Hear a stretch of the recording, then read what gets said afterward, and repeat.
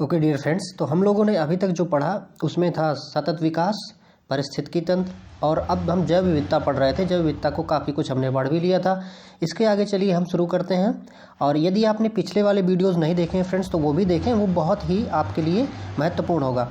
और इसकी जो PDF रहेगी फ्रेंड्स, वो मैं टेलीग्राम का चैनल का जो लिंक रहेगा वो आपको प्रोवाइड कर दूंगा डिस्क्रिप्शन में, तो आप उससे जुड़कर ये PDF आप वहाँ से प्राप्त कर सकेंगे। तो ये भी मैं कोशिश करूँगा कि आपको वहाँ पर ये मिल जाए। चलिए शुरू करते हैं। तो देखिए, कथन और कारण दिए गए हैं। कथन है, उष्णकटिबंधीय देशों में तितलियों की प्रजातियां सर्वाधिक संख्या में पाई जाती हैं, और कारण है इसका कि तितलियां कम तापमान में नहीं रह सकती हैं। तो ये कथन और कारण दोनों सही हैं, और ये जो कारण है ये कथन की व्याख्या कर रहा है। क्योंकि जो तितलियां होती हैं फ्रेंड्स, वो ठंडे प्रदेशों में नहीं रह पाती हैं, क्योंकि जब वो ज़्यादा शीत वाले मौसम में पहुंचती हैं तो उनका सर्वाइव करना मुश्किल हो जाता है। उनका ये कहें कि जो जीवन का जो सिस्टम है वो थोड़ा डिस्टर्ब हो जाता है, इसलिए वो नहीं रह पाती हैं। इसलिए गर्म वाले क्षेत्र में तितलियां ज़्यादा जो पाई जाती हैं वो गर्म वाले क्षेत्र में ही ज़्यादा पाई जाती हैं, यानी कि इक्वेटर के आसपास का जो ज़्यादा क्षेत्र रहेगा वहाँ तितलियों की संख्या ज़्यादा मिलेगी। भारत सरकार सीबक थॉर्न की खेती को प्रोत्साहित कर रही है। इस पादप का महत्व क्या है? तो अभी देखिए, सीबक थॉर्न को हमने पढ़ा था कि ये लद्दाख में पाया जाने वाला एक झाड़ी है, और इसकी जो विशेषता है वो ये है कि देखिए, ये मृदा क्षरण को नियंत्रित करता है, मरुस्थलीकरण को रोकता है, और इसमें पोषकीय मान बहुत ज़्यादा पाया जाता है। और ये उच्च तुंगता यानी कि ऊंचाई वाले जो क्षेत्र हैं वहाँ पर ये सर्वाइव कर सकता है, रह सकता है। और जो ठंडे क्षेत्र हैं वहाँ के जलवायु को ये भली भांति सहन कर सकता है। इसके साथ साथ वहाँ के लोगों का पोषण का भी ये काम करता है। और हमने ये भी देखा था कि ये इसका जो तेल होता है सीबक थॉर्न का, ये जो कॉस्मिक रेडिएशन होता है उसको ये सहन कर सकता है या फिर उसको निगलेक्ट कर सकता है। इसलिए जो एस्ट्रोनॉट्स थे उन्होंने इसके तेल का उपयोग कॉस्मिक विकिरण से बचने के लिए भी किया था। और हमने ये भी पढ़ा था कि जो चंगेज खान था उसने अपनी सेना की ताकत बढ़ाने के लिए इसका सीबक थॉर्न का उपयोग किया था। लद्दाख में पाया जाता है। इसके साथ साथ में जो और ऊपरी क्षेत्र है वहाँ भी ये पाया जाता है। और सीबक थॉर्न को लद्दाख में GI टैग मिला गया है, मतलब GI टैग जो है वो दिया गया है। तो ये भी प्रश्न पूछा जा सकता है कि सीबक थॉर्न को GI टैग मिला है तो ये किस राज्य के लिए मिला है या किस राज्य को दिया गया है? तो ये लद्दाख के लिए दिया गया है। अगला है, देखिए, भारत में लेह बेरी के नाम से लोकप्रिय पर्णपाती झाड़ी है। तो देखिए, लेह बेरी हमने बताया था कि जो बेर होते हैं इसमें छोटे छोटे, वही इसके फल होते हैं। तो लेह बेरी के नाम से भी सीबक थॉर्न को जाना जाता है। पिछले 10 वर्षों में गिद्धों की संख्या में एकाएक गिरावट आई है। इसके लिए उत्तरदायी कारक एक साधारण सी दर्द निवारक दवा है जिसका उपयोग किसानों द्वारा पशुओं के दर्द निवारण के लिए किया जाता है और बुखार के लिए भी किया जाता है। तो ये दवाई कौन सी है? ये है डिक्लोफेनाक सोडियम। तो डिक्लोफेनाक सोडियम जो है फ्रेंड्स, ये क्या है कि एक दवाई है जो जानवरों को दर्द निवारण के लिए या फिर उनके बुखार के लिए दिया जाता है। लेकिन जब वो दवाई किसी जानवर को दी जाती है और उस दवाई का अवशेष जानवर में रह जाता है और वो मर जाता है, तो मरने के बाद में जब भी गिद्ध उसके मांस को खाते हैं तो गिद्ध की क्या होती है? किडनी फेल हो जाती है फ्रेंड। तो किडनी फेल हो जाने से गिद्ध की मृत्यु हो जाती है। तो अगर कोई भी गिद्ध अगर उस डिक्लोफेनाक वाले जानवर, यानी कि जिस जानवर को डिक्लोफेनाक दी गई है, अगर वो उसकी मृत्यु होती है और कोई भी गिद्ध अगर उसको खाता है तो डेफिनेटली उसकी मृत्यु हो ही जाती है। तो ये गिद्धों के लिए बहुत ज़्यादा चिंता का विषय था, और इसी वजह से भारत हो गया, पाकिस्तान हो गया, नेपाल हो गया, इस क्षेत्र में गिद्धों की संख्या बहुत ज़्यादा कम हो गई है। तो देखिए, भारत में गिद्धों की संख्या का कमी का जो कारण है वो यही है कि दर्द निवारक दवा जो थी डिक्लोफेनाक, वो इसका कारण था।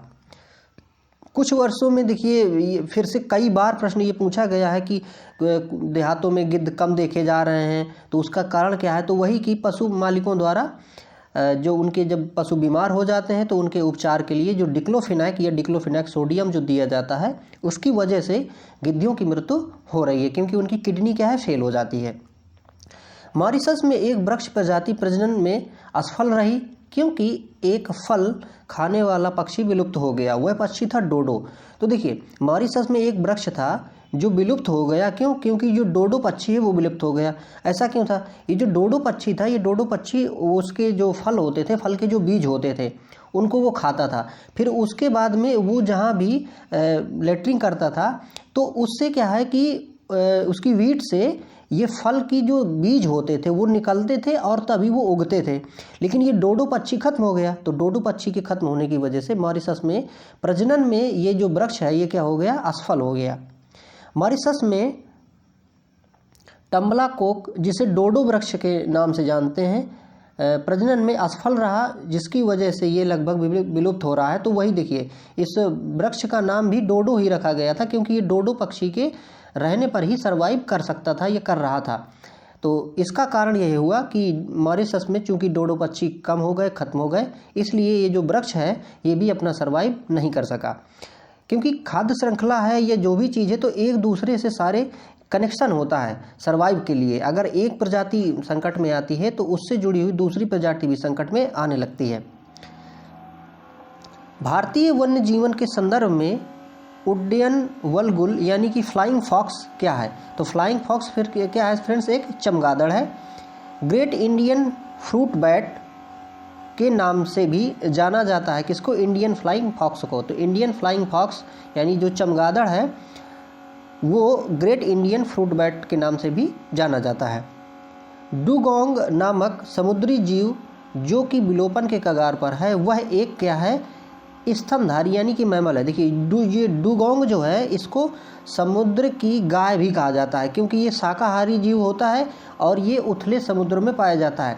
अगर हम अपने भारत में बात करें तो जो दक्षिण का अपना क्षेत्र है तमिलनाडु का, और वो जो पूरा कोस्टल एरिया है, तो उस पूरे कोस्टल एरिया में ये डुगोंग पाया जाता है। और ये स्तनधारी है, मैमल है, ये शाकाहारी होता है, इसलिए इसको समुद्र की गाय कहा जाता है। प्रोसिपिस जूलीफ्लोरा नामक पादप, ये क्या है कि जिस क्षेत्र में उगता है वहाँ की जैव विविधता को कम कर देता है। एक बार मैंने आपसे विलायती बबूल की बात की थी, तो प्रोसोपिस जूलीफ्लोरा ये क्या है? विलायती बबूल ही है फ्रेंड्स। तो ये विलायती बबूल क्या करता है कि जिस जगह पे जाएगा वहाँ की जैव विविधता कम कर देता है। क्यों? क्योंकि वहाँ ये अपनी जड़ों से ज़्यादा पानी अवशोषित कर लेता है। इसके साथ साथ में जो वहाँ के वातावरण में जो नमी होती है, उस वातावरण की नमी को भी क्या कर लेता है? एक्सेस कर लेता है, अवशोषित कर लेता है। तो बाकी आप अगर कभी देखें तो जो बड़े वृक्ष होते हैं उनके नीचे कई तरह के छोटे छोटे आपको घास पत्ते ये मिल जाएंगे, लेकिन अगर वहीं आप इस विलायती बबूल को देखें तो उसके आसपास कोई भी पेड़ सरवाइव करता हुआ नहीं मिलेगा। क्यों? क्योंकि ये उसके लिए बहुत ज़्यादा नुकसान कर देता है, वहाँ का पानी एक्सेस कर लेता है, वहाँ के वातावरण का पानी एक्सेस कर लेता है, इसलिए कोई भी दूसरा पौधा जो है वहाँ सर्वाइव नहीं कर पाता है और बायोडाइवर्सिटी जो है वहाँ पर कम हो जाती है। भारत में पाए जाने वाले स्तनधारी डुगोंग के संदर्भ में सही कथन देखिए बताने हैं। तो वही अभी हमने देखिए चर्चा की थी कि यह एक शाकाहारी समुद्री जानवर है। इसे वन्यजीव संरक्षण अधिनियम 1972 की अनुसूची 1 के अधीन विधिक संरक्षण प्राप्त है। तो 1972 में जो वन्यजीव संरक्षण अधिनियम बनाया गया था उसके तहत इसको विधिक संरक्षण प्राप्त है, ताकि इसका कोई शिकार न करे और इसकी जो प्रजाति है वो सुरक्षित बनी रहे, भविष्य में भी ये यहाँ पर सर्वाइव कर सके। भारत की जैव विविधता के संदर्भ में Ceylon, frogmouth, coppersmith, barbet, grey chinned minivet और व्हाइट थ्रोटेड रेड स्टार्ट क्या है? ये क्या है फ्रेंड्स? पक्षी के नाम है। यह एक समुद्री स्तनपायी है जो घास खाने की इसकी आदत के कारण, देखिए इसको समुद्री गाय भी कहते हैं। किसको कहते हैं? डुगोंग को। तो ये डुगोंग ही जो अभी हमने चर्चा भी इसके बारे में की थी। नीले मीन पक्ष वाली महासीर मछली पाई जाती है कहाँ पर? कावेरी नदी में। यानी कि नीले मीन पक्ष वाली महासीर मछली कहाँ पाई जाती है? कावेरी नदी पर पाई जाती है। मोरवाब रष्टी चित्तीदार बिल्ली पाई जाती है कहाँ? पूर्वी घाट में पाई जाती है, भारत के पूर्वी घाट में और श्रीलंका में भी ये मोरवाब रष्टी चित्तीदार बिल्ली पाई जाती है। इराविन डॉल्फिन IUCN रेड लिस्ट मिलती है। तो ये देखिए IUCN की रेड लिस्ट में ये इरावदी डॉल्फिन को रखा गया है और ये पाई कहाँ जाती है? बंगाल की खाड़ी में। तो बंगाल की खाड़ी में इरावदी डॉल्फिन पाई जाती है। जिन 3 मानकों के आधार पर पश्चिमी घाट, श्रीलंका एवं इंडो वर्मा क्षेत्रों को जैव विविधता के प्रखर स्थलों यानी हॉट स्पॉट के रूप में मान्यता प्राप्त हुई है वो हैं, देखिए, जाति बहुलता, स्पीसीज यानी रिचनेस, वहाँ की जो लोकल की वहाँ जातियाँ हैं ज़्यादा हैं, और स्थानीयता और आशंका का बोध। हमने इसके पहले जब पढ़ा था कि भारत में 4 हॉट स्पॉट हैं, और वो 4 हॉट स्पॉट में से हमने पढ़ा था कि ये जो पश्चिमी घाट वाला क्षेत्र है श्रीलंका सहित, तो ये भी एक हॉट स्पॉट क्षेत्र है। हॉट स्पॉट क्षेत्र की विशेषता ये थी कि वहाँ पर जातीय बहुलता होगी, यानी कि डाइवर्सिटी ज़्यादा होगी, वहाँ की जो प्रजातियां हैं वो ज़्यादा होंगी। इसके साथ साथ में स्थानीयता होगी, यानी कि वहाँ की स्थानीय प्रजातियों की बहुलता होगी, वहाँ पे बाहर से आई हुई प्रजातियों की नहीं। और इसके साथ साथ में वहाँ के वो डिग्रेडेशन के लिए अगर शंकाएं हैं तो इसको हम हॉट स्पॉट के क्षेत्र के हिसाब से क्या करेंगे, नॉमिनेट करेंगे। वर्ल्ड लाइफ इंटरनेशनल नामक संगठन संदर्भित है, यह संदर्भ में कथन जो है वो दिए गए हैं। यह संरक्षण संगठनों की विश्वव्यापी भागीदारी है। यह महत्वपूर्ण पक्षी एवं जैव विविधता क्षेत्र के रूप में ज्ञात निर्दिष्ट स्थलों की पहचान करता है। तो यहाँ पर ये बर्ड लाइफ इंटरनेशनल जो है ये अंतर्राष्ट्रीय एक संगठन है जो कि क्या करता है कि संरक्षण के लिए, जीवों के संरक्षण के लिए विश्वव्यापी भागीदारी का अपना रोल निभाता है, और जो महत्वपूर्ण पक्षी विविधता है उसको भी ये निर्दिष्ट करता है, उनके स्थलों की पहचान करता है। जैव विविधता हॉट स्पॉट की संकल्पना दी गई थी। जैव विविधता हॉट स्पॉट की संकल्पना ये नॉर्मन मायर्स के द्वारा देखिए दी गई थी। ये भी फिर रिपीटेड है क्योंकि हमने इसको पढ़ा था। और ये कहाँ के, ये पर्यावरणविद थे, कहाँ के, ब्रिटेन के पर्यावरणविद थे ये। जैव विविधता पर कार्टाजेना संधि प्रोटोकॉल के पक्षकारों की प्रथम बैठक ये कब हुई थी, 2004 में फरवरी में हुई थी, और ये मलेशिया की राजधानी कुआलालंपुर में हुई थी। भारत के जैव सुरक्षा उपसंधि जैव विविधता पर समझौते पर हस्ताक्षर किया। तो देखिए, भारत ने जो जैव विविधता उपसंधि यानी प्रोटोकॉल है उस पर इसने हस्ताक्षर किया समझौते पर 23 जनवरी 2001 को। जैव सुरक्षा उपसंधि प्रोटोकॉल संबंधित है किससे, अनुवांशिक रूपांतरित जीवों से। अनुवांशिक रूपांतरित जीवों से जैव सुरक्षा उपसंधि प्रोटोकॉल संबंधित है। जैव सुरक्षा उपसंधि जैव विविधता पर समझौते का सदस्य नहीं है। तो देखिए, संयुक्त राज्य अमेरिका जो है इसका सदस्य नहीं है। जैव सुरक्षा बायोसेफ्टी का कार्टाजेना प्रोटोकॉल कार्यान्वित करता है। क्या कार्यान्वित करता है, पर्यावरण एवं वन मंत्रालय द्वारा ये कार्यान्वित किया जाता है। बलुई और लवणीय क्षेत्र एक भारतीय पशु जाति का प्राकृतिक आवास है। उस क्षेत्र पर उस पशु को परभक्षी नहीं है कोई, मतलब उसको खाने वाला वहाँ कोई नहीं है, किंतु उसके आवास की कमी होने के कारण उसका अस्तित्व खतरे में है। तो ये कौन है, भारतीय वन्यजीव गधा। तो ये लवणीय क्षेत्र जो हमारा गुजरात का क्षेत्र है, कच्छ वाला क्षेत्र, वो यहाँ पाया जाता है वन्यजीव गधा, और ये वहाँ पर इसको खाने वाला दूसरा कोई जानवर नहीं है, लेकिन इसकी संख्या वहाँ पर कम हो रही है क्योंकि इसके आवास में कमी वहाँ पर हो रही है। जैव विविधता पर संयुक्त राष्ट्र सम्मेलन के दलों का 10वां सम्मेलन आयोजित किया गया था, कहाँ पे, नगोया में। तो बायोडाइवर्सिटी के लिए जो सम्मेलन हुआ था, 10वां सम्मेलन, वो नगोया में हुआ था। जैव विविधता पर संयुक्त राष्ट्र सम्मेलन के दलों का 11वां सम्मेलन यानी COP 11 ये 8 से 19 अक्टूबर 2012 के मध्य आयोजित किया गया था अपने भारत में, हैदराबाद में। जैव विविधता पर संयुक्त राष्ट्र सम्मेलन के दलों की 14वीं बैठक यानी COP 14 ये 2018 में आयोजित की गई थी, और ये सर्व अल शेख मिस्र। देखिए, ये बार बार ऐसे प्रश्न क्यों आ रहे हैं, क्योंकि उस समय जो COP हुआ था तो उस COP का सीधे सीधे प्रश्न यहाँ पर किसी न किसी एग्जाम में पूछा गया होगा, UPMP या जहाँ भी। तो इसलिए ये, अब चूंकि ये तो घटना चक्र ही है, ये सारे चीज़ों का कलेक्शन की है, तो इसलिए ये यहाँ पर बार बार आते हैं। लेकिन वह क्या है कि जो हमारा लेटेस्ट COP होगा वो यहाँ पर ज़्यादा महत्वपूर्ण हो जाता है। 15 से 22 फरवरी 2020 के मध्य यहाँ पर COP 13 आयोजित, देखिए कहाँ पे हुआ था, ये COP 13 आयोजित हुआ था गांधीनगर, गुजरात में। और UNREDD+ प्रोग्राम की समुचित अभिकल्पना और प्रभावी कार्यान्वयन महत्वपूर्ण रूप से योगदान दे सकते हैं जैव विविधता का संरक्षण करने में, वन पारिस्थितिकी की समुत्थानशीलता में तथा गरीबी कम करने में।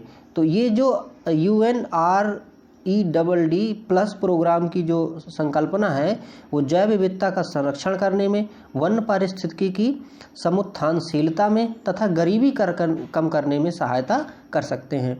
दो महत्वपूर्ण नदियाँ जिनमें से एक का स्रोत झारखंड में है और जो उड़ीसा में दूसरे नाम से जानी जाती है, तथा दूसरी जिसका स्रोत उड़ीसा में है, समुद्र में प्रवाह करने से पूर्व एक ऐसे स्थान पर संगम करती हैं जो बंगाल की खाड़ी से कुछ ही दूर है। यह वन्य जीवन तथा जैव विविधता का प्रमुख स्थल है और सुरक्षित क्षेत्र है। वह स्थल कौन सा है? भितरकनिका। देखिए भितरकनिका ये कहाँ पे? उड़ीसा में। आप अगर इसको यही जाने, और ये जैव विविधता के लिए काफ़ी क्षेत्र अच्छा है भितरकनिका, इसलिए ये महत्वपूर्ण हो जाता है। और यहाँ पर एक कछुआ भी पाया जाता है जो कि अधिकांशतः चर्चा में रहता है, तो भितरकनिका इसलिए बायोडाइवर्सिटी के लिए बहुत महत्वपूर्ण है। प्रकृति एवं प्राकृतिक संसाधनों के संरक्षण के लिए अंतर्राष्ट्रीय संघ international union for conservation of nature and natural resources IUCN तथा वन्य प्राणी जात एवं वनस्पति जात की संकटापन्न स्पीसीज के अंतर्राष्ट्रीय व्यापार पर कन्वेंशन यानी convention on international trade in endangered species of wild fauna and flora CITES के संदर्भ में सही है। क्या सही है? देखिए कि IUCN प्राकृतिक पर्यावरण के बेहतर प्रबंधन के लिए विश्व भर में हजारों क्षेत्र परियोजनाएं चलाता है। CITES उन राज्यों पर वैध रूप से आबद्ध कर है जो इसमें शामिल हुए हैं, लेकिन ये कन्वेंशन राष्ट्रीय विधियों का स्थान नहीं लेता है। IUCN एक अंतर्राष्ट्रीय संगठन है जो प्रकृति संरक्षण एवं प्राकृतिक संसाधनों के सतत प्रयोग के क्षेत्र में कार्यरत है। यह अंग नहीं है किसका? संयुक्त राष्ट्र का अंग ये नहीं है। तो यहाँ पर ये जो IUCN है ये क्या है कि संयुक्त राष्ट्र का अंग नहीं है, बल्कि ये अलग से इंडिविजुअली काम करता है। पारितंत्र एवं जैव विविधता का अर्थतंत्र नामक पहल के संदर्भ में सही है। तो ये जो पारितंत्र एवं जैव विविधता का अर्थतंत्र है, इसके संदर्भ में क्या सही है? यह एक विश्वव्यापी पहल है जो जैव विविधता के आर्थिक लाभों के प्रति ध्यान आकर्षित करने पर बल देता है या फिर ध्यान आकर्षित करने पर केंद्रित है। यह ऐसा उपागम प्रस्तुत करता है जो पारितंत्रों और जैव विविधता के मूल्य की पहचान, निर्देशन और अभिग्रहण के निर्णयकर्ताओं की सहायता कर सकता है।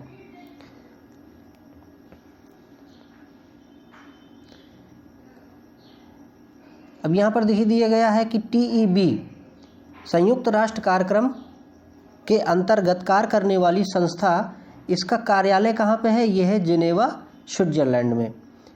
सिंह पुक्षी बंदर यानी सिंह पुक्षी वानर जो है, मकाक जिसे कहते हैं, अपने प्राकृतिक आवास में पाया जाता है। तो सिंह पुक्षी मकाक यानी वानर ये तमिलनाडु, केरल और कर्नाटक यानी कि जो पश्चिमी घाट वाला क्षेत्र है वहाँ पर ये पाया जाता है, सिंह पुक्षी मकाक बंदर। भारत में प्राकृतिक रूप में पाए जाते हैं। तो प्राकृतिक रूप में क्या क्या पाया जाता है? देखिए काली गर्दन वाला सारस यानी कृष्णगीव सारस, उड़न गिरहेली जिसको हम कंदली भी कहते हैं, और हिम तेंदुआ। तो ये प्राकृतिक रूप से यहाँ पर पाए जाते हैं।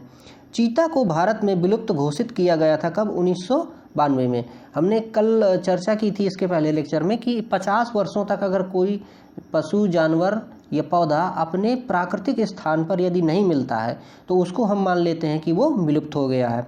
तो चीता जो है वो भारत में विलुप्त माना गया था। 1992 में ये घोषित कर दिया गया था कि विलुप्त हो गया है। समुद्र तल से 3000 से 4500 मीटर की ऊंचाई पर पाया जाता है हिम तेंदुआ। तो हिम तेंदुआ ऊंचाई वाले क्षेत्रों में पाया जाता है। लद्दाख केंद्र शासित प्रदेश का राजकीय पक्षी क्या है? काली गर्दन वाला सारस। काली गर्दन वाला सारस लद्दाख का केंद्रीय शासित प्रदेश का क्या है कि वो राज्य पक्षी है, राजकीय पक्षी है। शीत निष्क्रियता की परिघटना का प्रक्षेपण किया जा सकता है किसमें? चमगादड़ में, भालू में, कृंतक और रोडोडेंट्स में। शीत निष्क्रियता क्या होती है फ्रेंड्स? क्या होता है कि जब भी कोई जानवर जब ज़्यादा ठंड में सर्वाइव नहीं कर पाते हैं तो वो एक गहरी निद्रा में चले जाते हैं और वो लंबे समय तक बिना कुछ खाए पिए एक ही स्थान पर बैठे रहते हैं। इसे ही हम शीत निद्रा कहते हैं।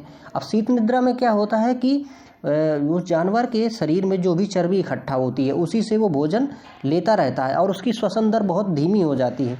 अगर आपने कभी छिपकलियों के प्रक्रम में ध्यान दिया हो तो छिपकलियाँ जब बहुत ज़्यादा ठंडे होती है तो आपको नहीं दिखती हैं, छिप जाती हैं। वो तो कहीं एक जगह सही से बैठ जाती हैं और वहीं पर वो सोई रहती हैं, वो शीत निष्क्रियता में चली जाती हैं। इसके बाद जब गर्मी होने लगती है तो फिर वो फिर से बाहर आने लगती हैं। तो देखिए जो चमगादड़ हैं, भालू हैं, कृंतक हैं, जो रोडोडेंट्स हैं, ये सारे क्या होते हैं कि शीत निष्क्रियता में चले जाते हैं और अपने सही मौसम का इंतज़ार करते हैं। जब सही मौसम आता है तो फिर से वो सक्रिय हो जाते हैं। समशीतोष्ण और शीत प्रधान देशों में रहने वाले जीवों की उस निष्क्रिय तथा अवसन्न अवस्था को जिसमें वहाँ के अनेक प्राणी जाड़े की ऋतु बिताते हैं उसे क्या कहते हैं? शीत निष्क्रियता। वही जब ज़्यादा ठंडे वाले प्रदेशों में पशु जो होते हैं वो शीत निष्क्रियता में जाके अपना वो टाइम गुजारते हैं और फिर अपना अनुकूल टाइम आने पर फिर से वो सक्रिय हो जाते हैं। गिलहरियाँ, छछूंदर, चूहे, मूसक आदि स्तनधारी क्या हैं? कृंतक हैं, रोडोडेंट्स हैं ये, है ना। ये जो भी गिलहरी हो गई, छछूंदर हो गया, चूहा हो गया, मूसक हो गया, तो ये सब क्या हैं? कृंतक हैं, रोडोडेंट्स हैं। उच्च अक्षांशों की तुलना में जैव विविधता सामान्यतः अधिक होती है निम्न अक्षांशों में। देखिए हमने चर्चा की थी कि जो अपनी ये पृथ्वी है ये 0 डिग्री है, तो 0 डिग्री सबसे निम्न अक्षांश हो गया। इससे जब ऊपर की ओर जाते हैं तो जैव विविधता घटती है। तो क्या है, वही बात ये कह रहा है कि निम्न अक्षांशों में जैव विविधता क्या होती है? ज़्यादा होती है। जैसे वर्षावन है सारे, तो वो निम्न अक्षांशों में ही पाए जाते हैं। इसके बाद जैसे हम अगर ध्रुवों की ओर चले जाएंगे, उच्च अक्षांश पहुँच जाएंगे, तो यहाँ पर जैव विविधता क्या है वो बहुत कम हो जाएगी। जीव बहुत कम मिलेंगे और पौधे और वनस्पतियाँ भी यहाँ पर बहुत कम मिलती हैं। पर्वतीय प्रवणता में उच्चतर उन्नतांशों की तुलना में जैव विविधता समानता अधिक होती है। कहाँ? निम्नतर उन्नतांशों में। देखिए जो पर्वतीय क्षेत्र हैं, जैसे ये मान लीजिए पर्वत है और ये पर्वत है, इसकी ये घाटी है, तो घाटी में जैव विविधता ज़्यादा होती है यहाँ तक कि उसके ऊपर वाले क्षेत्रों में। तो पर्वतों में भी जो जैव विविधता ज़्यादा होती है वो घाटी वाले क्षेत्रों में ज़्यादा होती है और उसके टॉप वाले क्षेत्र में जैव विविधता क्या होती है? कम होती है। अंडमान एवं निकोबार के समुद्री जीव जंतुओं में डुगॉक्स, डॉल्फिन, व्हेल, साल्ट वाटर समुद्री कछुआ, समुद्री सांप आदि सामान्य रूप से बहुतायत में पाए जाते हैं। विशाल हिमालय श्रृंखला में पाए जाते हैं। तो विशाल हिमालय श्रृंखला में क्या पाए जाते हैं? श्रू और टैपियर। श्रू और टैपियर ये हिमालय वाली श्रृंखला में पाए जाते हैं। भारत में उत्तर पूर्व के सघन वनों में रहता है कौन? स्लोलोरिस। स्लोलोरिस जो कि पौधों से चिपका रहता है, तो उत्तर वाले सघन क्षेत्रों में ये पाया जाता है। वृक्षों पर रहने वाला वह स्तनधारी जिसका जूलॉजिकल नाम एलुरस फलगेंस है वो है रेड पांडा। रेड पांडा छोटा सा जानवर होता है और ये जहाँ ज़्यादा बायोडाइवर्सिटी होती है वहाँ पर पाया जाता है। भारत के उत्तर पूर्व क्षेत्रों में रेड पांडा काफ़ी पाया जाता है। भारत में रेड पांडा प्राकृतिक रूप से देखिए पाया जाता है कहाँ पे? उत्तर पूर्व भारत के उप हिमालयी जो क्षेत्र हैं वहाँ पर पाया जाता है। यह ज्ञान के विकास और संग्रहण के लिए तथा व्यावहारिक अनुभव का बेहतर नीतियों हेतु पक्ष समर्थन करने के लिए क्षेत्र स्तर पर कार्य करता है। कौन करता है? Wetlands international. तो वेटलैंड्स इंटरनेशनल इसके लिए काम करता है। वेटलैंड इंटरनेशनल एक गैर सरकारी एवं गैर लाभकारी यानी कि NGO संगठन है जो आर्द्र भूमियों एवं उनके संसाधनों को बनाए रखने के लिए पुनः स्थापित करने हेतु ये काम करता है। तो इसका जो मुख्यालय है वो कहाँ पे है? नीदरलैंड में। और जो आर्द्र भूमियाँ हैं, आर्द्र भूमियों को हमने बताया था कि रामसर कहते हैं और ये 1971 में जो ईरान में एक रामसर कन्वेंशन हुआ था उसके तहत इसको बनाया जाता है। भारत में वर्तमान में जब ये वीडियो बनाया जा रहा है तो 80 रामसर साइट क्या है? इस्टेब्लिश है। भारत रामसर अभिसमय यानी रामसर कन्वेंशन का एक पक्षकार है और उसने बहुत से क्षेत्रों को रामसर स्थल घोषित किया है। वह कथन जो इस अभिसमय के संदर्भ में सर्वोत्तम रूप से बताया गया है इन स्थलों का अनुरक्षण कैसे किया जाता है? तो देखिए, इन सभी स्थलों का पारिस्थितिकी तंत्र उपागम में संरक्षण किया जाए और साथ साथ उनके धारणीय उपयोग की। तो ये एक पॉइंट आया होगा कि इनको जैसे बचाना है तो कैसे बचा सकते हैं, उन पर वहाँ पर बहुत ज़्यादा अतिक्रमण न किया जाए अगर, और जैसे कि बहुत सारे जो वेटलैंड क्षेत्र होते हैं उनको मिट्टी भर के उन पर खेती कर ली जाती है अधिकांशतः, और या फिर किसी तरह से उनका अतिक्रमण कर लिया जाए, तो वो ना किया जाए तो वो संरक्षित रहेंगे। भारत में आर्द्र भूमियों के संरक्षण हेतु प्रथम बाध्यकारी कदम उठाया गया था। तो प्रथम बाध्यकारी कदम आर्द्र भूमियों को बचाने के लिए राष्ट्रीय पर्यावरण नीति 2006 के द्वारा बनाया गया था। आर्द्र भूमि संरक्षण और प्रबंधन नियम घोषित किए गए थे। तो ये कब घोषित किए गए थे? 2010 में घोषित किए गए थे। भारत में रामसर अभिसमय का भारत जो है एक पक्षकार है और यहाँ पर बहुत सारे क्षेत्र घोषित किए गए हैं।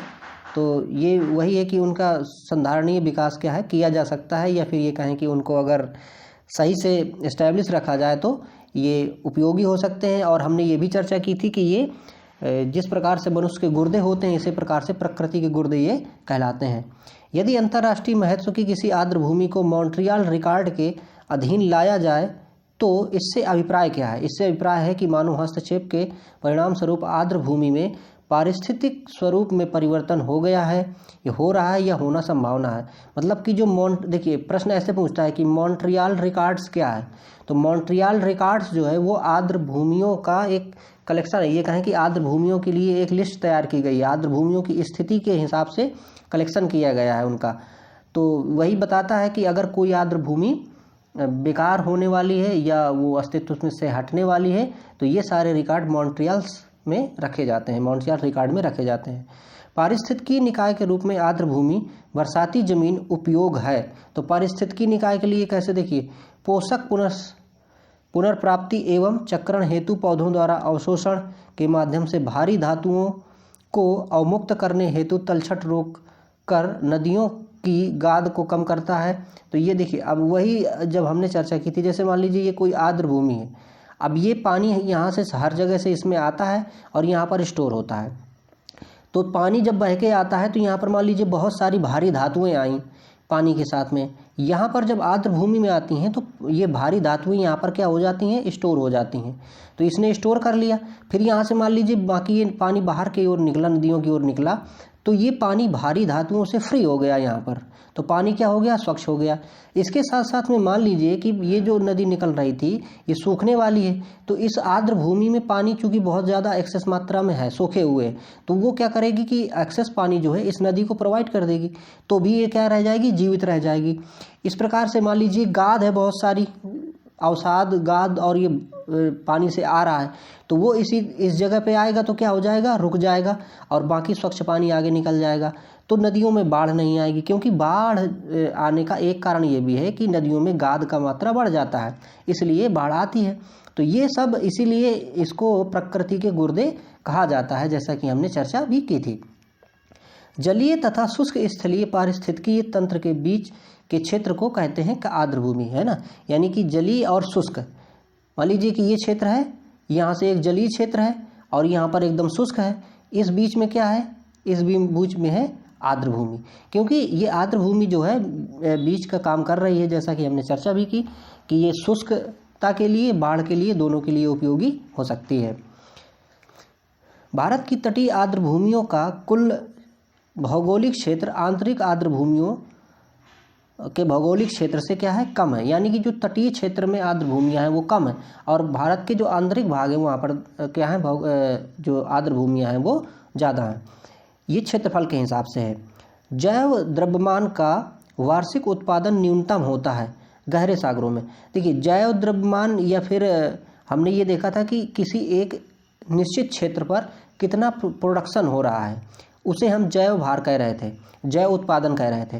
तो जो जैव उत्पादन है वो जो बहुत गहरे समुद्र होते हैं वहाँ पर कम होता है, क्योंकि वहाँ प्रकाश नहीं पाए जाते हैं, वहाँ सिर्फ रेयर केस में ही कुछ बड़े बड़े जीव पाए जाते हैं, बाकी नहीं। बाकी उसकी जो उत्पादक की ऊपर वाली जो क्षेत्र है वहाँ पर उत्पादकता बहुत ज़्यादा होती है। इसके बाद हमने ये भी देखा था जैसे कि अगर मैंग्रोव क्षेत्र है तो मैंग्रोव क्षेत्र उत्पादन में बहुत ज़्यादा अपनी भूमिका निभाते हैं।